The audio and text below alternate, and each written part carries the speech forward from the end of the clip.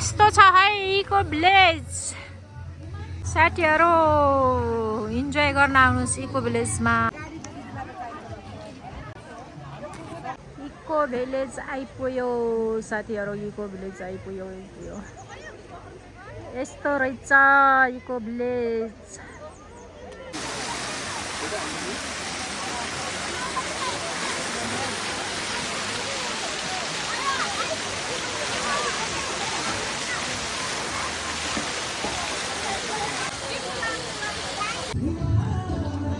यस्तो छ हजुर इको भिलेज। यस्तो वाटर पाल भिलेज, वाटर पाल। माछा पालन पनि छ है यहाँ। फ्रेस माछा खान आउनु साथीहरू। यस्तो माछा फार्म, फ्रेस माछा समातेर खाने इको भिलेज। ल आउनुहोस् है साथीहरू घुम्नलाई। घरमा कति बस्नुहुन्छ है, यसो घुमघाम पनि गर्नुपर्छ। ती माछा हेर्न हिँड्दैछौँ हामी चाहिँ नि साथीहरू। गाई छ, यस्तो छ, राम्रो ठाउँ रहेछ।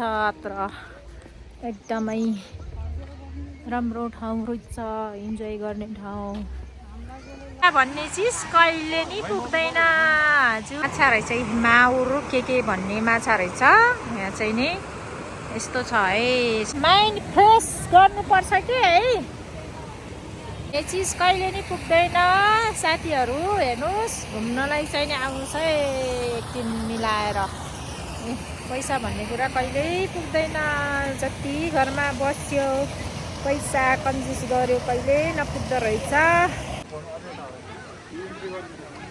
इको भिलेजबाट झर्दैछौँ, अब सकिन लाग्यो। अब चाहिँ नि घरमा जाने हो। भिडियो गरेर सकियो, टिकटक बनाएर सकियो साथीहरू।